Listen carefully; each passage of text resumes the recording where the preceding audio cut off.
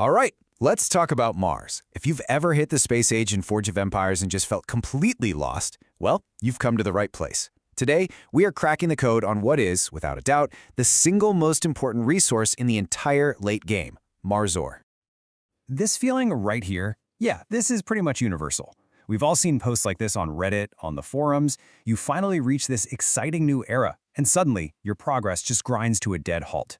This explainer, this is the answer to that frustration. So let's just dive right into the heart of the problem. We're calling it the Great Mars Bottleneck. And this isn't just about getting through one little part of the game. No. We're talking about a single resource that is going to control your progress for, and I mean this literally, for years to come.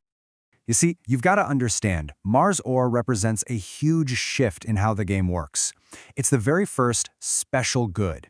It's not something you can just trade with your neighbors for or crank out in your city. It is a gatekeeper. And if you don't have a solid plan to get it, that gate is going to stay shut for a long, long time. And that brings us to probably the single biggest danger in the entire late game. See, there's a trap, one that's actually hidden in the game's design itself. It's a trap that has completely stopped countless players right in their tracks, sometimes for months. We're going to make sure that doesn't happen to you. So what is this huge, catastrophic error? What's the one thing you can do that will just totally derail your empire's future? Here it is. It's called the Mars Trap. And what makes it so dangerous is how simple it is. It happens when you do what feels natural, advancing in your tech tree before you finish the long, slow slog of conquering the entire continent map that leads up to Mars. And this is exactly why it's such a brutal trap. You age up, you're feeling great about it. But then you open your tech tree and bam, every single technology needs Mars ore. And the problem is, the only real place to get that ore is on the Mars continent map. So if you're still stuck fighting your way through virtual future, you are, for all intents and purposes, hard-locked. You're in an age that you can't even play. So how do we beat this thing? How do we master this resource? Well, the best strategy, the one that top players figured out, means you have to do something that feels completely wrong. You have to basically reject how the game tells you to play. Just look at this comparison, because this right here, this is the secret sauce. The game's way suggests, a balanced colony. You build some goods buildings, you manage your life support. The player's way, it's ruthless. You build only residential buildings. You completely 100% ignore life support. You turn your Mars colony into a hyper-focused factory for just one thing. And that one job is to print credits. That is it. Nothing else matters. Why?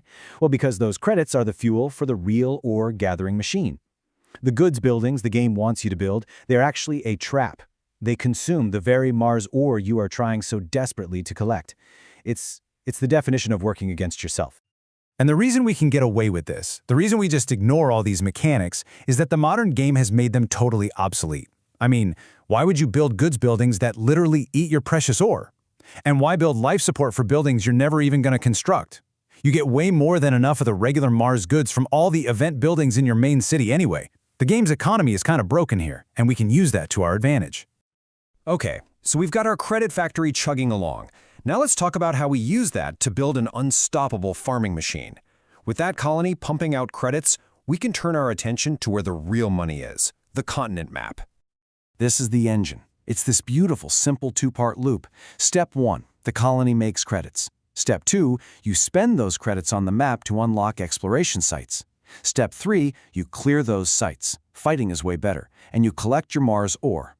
You are literally turning an infinite resource, credits, into the game's ultimate bottlenecked resource, ore. And if you had any doubts, this table just lays it all out. Look at the efficiency of our colony and map engine. Very high. It is the only primary strategy. Now look at the other options. The space carrier great building. The efficiency is so low it's not even worth talking about. And then there's the Mars ore synthesizer, the building the game gives you after you leave Mars. Its efficiency is so terrible we're just calling it what it is. A punishment. It's a tax you have to pay because you didn't plan ahead. Okay, you have to understand this, because this is probably the most critical part. There's a cliff. The instant you research the very first technology of the next age, space age, asteroid belt, this entire engine, the colony, the map deposits, all of it, it gets shut down. Forever. The best source of ore in the entire game just vanishes. So there's a huge sense of urgency here. All right. We get the trap, we get the strategy, we know the stakes, so let's put it all together into a really clear 4-phase action plan. This is your step-by-step blueprint for absolutely dominating not just Mars, but all the space ages that come after it. And it all comes down to this one single number, 20,000. Before you even think about leaving Mars, you need to have stockpiled a minimum of 20,000 ore. Yeah, that number looks insane, but that is what it's going to take to fund all your future research without ever having to build that awful synthesizer building. Phase 1 is all about prep work, and I cannot say this strongly enough. Do not advance to space-age Mars. Not yet. Your one and only job is to conquer the continent map. Fight your way, negotiate your way, whatever it takes, through every single province, all the way up through virtual future. This is the only way you can defuse the Mars trap before you step right into it. Okay, Phase 2. This starts the second you finally land in the Mars era. You immediately go to your new colony and you execute the credits-only strategy. That means you fill every single available tile with residential buildings. The first ones are called drop pods, and just enough roads to connect them. Build nothing else. No goods buildings, no life support. You're just turning it into a credit printing machine. And now for Phase 3. This is the grind. It's what players call the SAM camp. You take your endless supply of credits and you farm all 10 of those ore deposits on the map every single day. Make sure you prioritize those 3 big 24-hour ones. Then, once you finish the Mars tech tree, you stop. You halt all your progress and you just sit there day after day farming ore until you hit that magic number of 20,000. And that brings us to the final step, Phase 4, the future-proof exit. Once you have at least 20,000 ore, and honestly, closer to 25,000 or 30,000 is even better for a nice safe buffer, only then do you advance. The farming engine will shut down, sure, but it won't matter. You have future-proofed your entire empire. You can now just cruise through the next few ages without ever thinking about this bottleneck again. But here's the real kicker. Everything we just went over, this isn't just a strategy for Mars. This is the fundamental meta for the rest of the game. Every single space age that follows, asteroid belt, Venus, Jupiter, it all repeats this exact same pattern.